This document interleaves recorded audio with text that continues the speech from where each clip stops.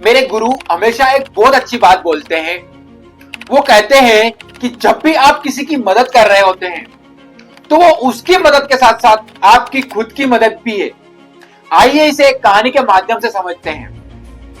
ये बात है अमेरिका के एक शहर की, जहां पर एक यंग लड़का, एक करोड़पति लड़का एक बूढ़े भिखारी की मदद करता है और वो उस भिखारी को $15 देता है और थोड़ी देर तक वो उसके पास ही खड़ा रहता है।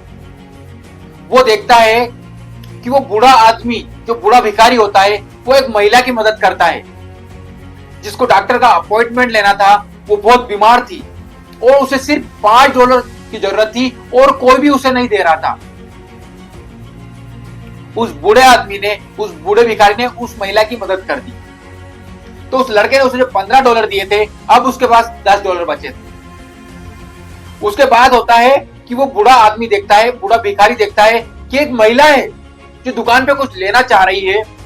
उसका छोटा बच्चा जिसने कुछ चीज पसंद की है, जिसको वो बहुत ज्यादा पसंद आई है, पर उस महिला के पास $5 की वजह से वो जो शॉपकीपर होता है, वो शॉप वाला होता है, वो उसे खरी खोटी सुनाता है कि अगर आपके पास पैसे नहीं है तो आप हट जाइए और दूसरे कस्टमर भी आ रहे हैं, उन्हें सामान लेने दीजिए। पर उस बच्चे को वो सामान बहुत ज्यादा पसंद आ जाता है और ये सारी चीजें वो बूढ़ा भिखारी देखता है। तो वो उस महिला को $5 देता है। वो महिला बड़ी शौक हो जाती है कि आप क्या कर रहे हो, आपके पास सिर्फ $10 है और आप $5 मुझे दे रहे हो। उन्होंने बोला कि बेटा आप चिंता मत करो, मेरा काम हो जाएगा। तो वो उसे $5 दे देते हैं। उसके बाद उनके पास बचते सिर्फ $5।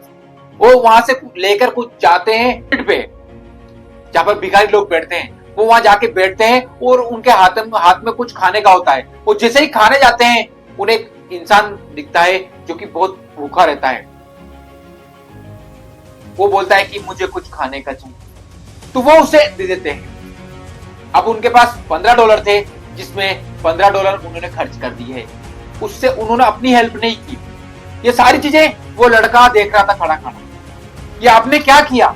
मैंने जो आपको पैसे दिए थे वो सारे पैसे आपने लोगों में बांट दिए। उसने बोला बेटा मेरा आप टेंशन मत लीजिए, मेरा काम हो जाएगा, मेरा हमेशा काम हो जाता है, मेरी मदद ऊपर वाला करेगा।